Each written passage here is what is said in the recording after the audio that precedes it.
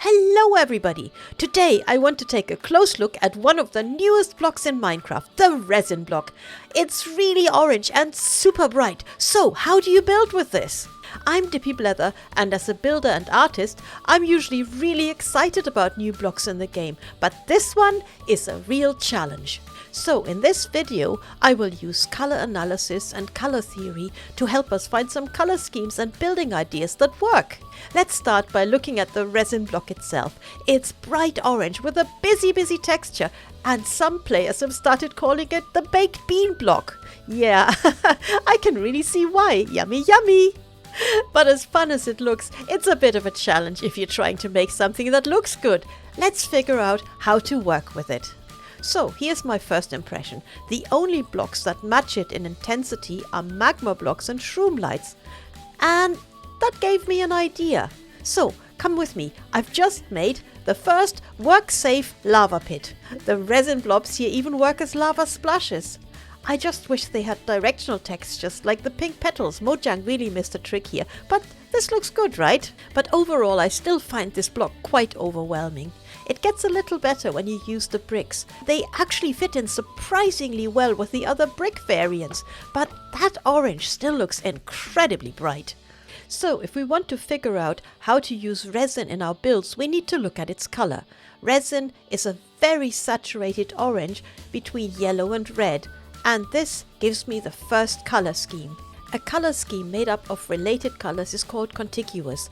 They usually create a very harmonious look. But is this really true? Let's see what this looks like in game.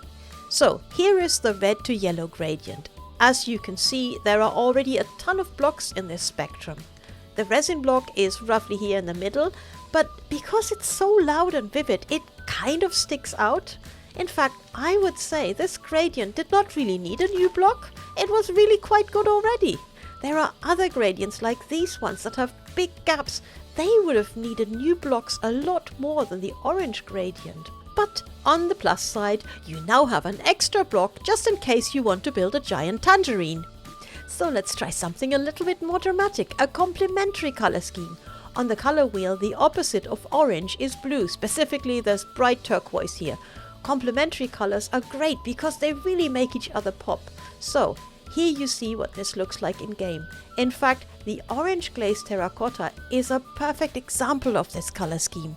We have quite a few bluey green blocks, so I'm mildly optimistic. But this is a very strong color scheme. Even in a small design like this floor mosaic here, the resin block is so bold it grabs all the attention. So maybe we need to tone it down a bit. Let's put this to the test. I built a small autumn tree here from orange and yellow blocks combined with slightly weathered copper as a complementary touch.